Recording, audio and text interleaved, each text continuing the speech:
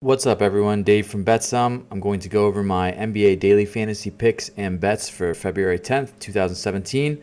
But first, let's start out with a quick review of last night. I won my bet with Dallas covering in overtime and also had about 4x profit in daily fantasy, entering about 50 lineups into the $1 10K on DraftKings and a few other small $3 single entries, cashing for about $200 total, with this lineup here on the left being the best lineup I had of the night at 315 points. This lineup had Harden, Fournier, who really exploded at shooting guard, Covington, who did pretty well, Channing Frye, who did not do too well, but Steven Adams really blew up. Wesley Matthews did his job, slightly underperformed. Dario Saric, which was one of my big plays, exploded, and Vucevic had a pretty good game too. As you can see, the winner had an extremely different team than me except Fournier and Saric, so that were the only two similarities. But pretty close night last night, only 10 or 11 points away, and we're going to try again tonight. On to tonight's game, we have a 9-game slate, so it's pretty deep. The highest total being the Nuggets at the Knicks, which is a 228 over-under, and it may just be a close game, with the Knicks only -2.5 at home. This is probably the game to target for obvious reasons. I don't see that many other games that stand out to me at the moment, but although it will be a pretty chalkish and popular play to target this game, I think it's probably a pretty decent move tonight. So for this lineup, I'm going to start with Jordan Clarkson, who is definitely one of my value plays, and they have a pretty high total in that game, but most importantly to me is that he was about 4,800, 4,900 at one point, and now he's back down to 3,800, which is a very reasonable salary for him. He never really blanks. He always gets 15, and every now and then he'll give you 30 to 40. He's had over 30 twice, or no, almost twice, almost 3 or 4 times actually. He's teetering on that 30-point mark many times, and he has had a pretty off shooting game 2 out of the past 3 games, so I think people might be fading him more so, even though I hate picking Lakers because you never know who they're going to play. I think he's a pretty good pick at 3,800 for a gamble at a value play. At shooting guard, I like Bradley Beal a lot tonight. He's 7,400, pretty good OPRK at 19th, and obviously he's playing great right now. He had 45 and 62 the last 2 games. I'm going to attempt to ride him while he's hot. He may be a bit popular, but in a 9-game slate, I'm not too worried about differentiating too much.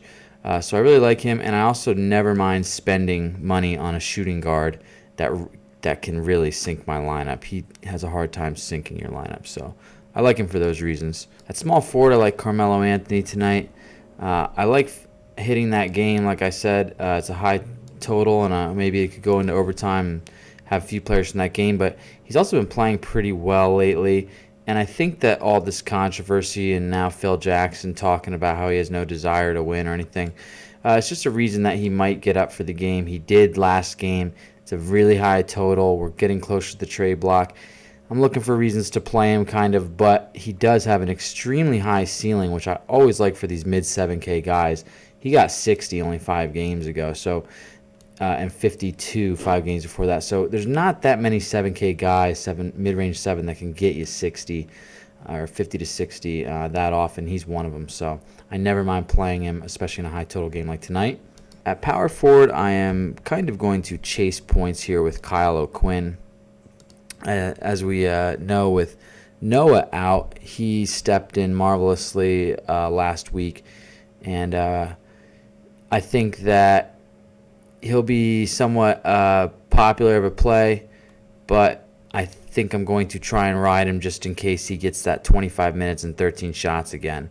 I think his price is still amazing for if he gets that sort of production. So I'm not too worried about ownership in deep slates, so I'm going to be slating him for sure. At center, I like Jokic. I have been on him lately. I think that he's got, again, we're in that game that we like, the 228 total, but he's got a really good matchup versus Porzingis, who can't play defense. And I also think with Fareed and Gallinari still out, that he's going to have to front the load for a little while. He's going to have extra opportunities with them out. His salary is still about that 9K range, which is a good price for him. So I'm definitely rostering him in that game tonight. Another value play, which I like but don't love, is Nick Young. It's another Laker guard. For similar reasons as I said to Jordan Clarkson earlier, is that I don't know if his ceiling is high, but he does have three 34-point-ish games in the past 10 games. And again, that's about 9xing his salary. And it's really hard to find a player who can do that. And he also has only gotten under 10 once when he got 9 a few games ago. So I just think that they're really good value for their price right now, and both of them have super high ceilings. And I'm probably going to roster a lot of guards from this Laker-Milwaukee game.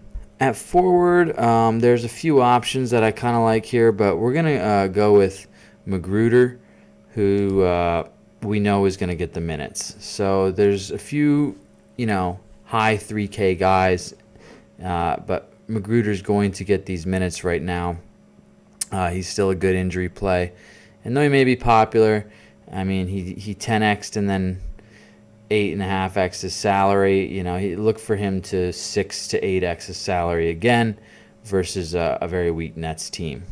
Lastly, my big spend is going to be Steph Curry. I like that my big spend has a tough OPRK. They're against Memphis, who is always a thorn in their side. I think Steph shows up big for this game. He's been playing extremely well, and he had 60 points in 4 of the last 5 games, and one of the games he almost had 70. So he's really been turning it on lately. Last game he sat early because it was a blowout, but I do like him slightly more than Durant. He's got a little bit higher of a ceiling in my opinion. So in a night where hopefully most people fade Steph Curry, he'll be my spend. A couple of other value plays to consider would be Michael Beasley and Chris Middleton, as Jabari Parker is out today, and one of them should get a big pickup in minutes. The likelier candidate being Beasley, as Middleton is still on a strict minute limitation. As far as my NBA bets, I like the Kings plus 1.5 at home versus a cross-country traveling Hawks team, as it generally fits my system very well. So that's it for today. Join us tomorrow for more daily fantasy picks and sports bets, and don't forget to like and subscribe. Good luck today.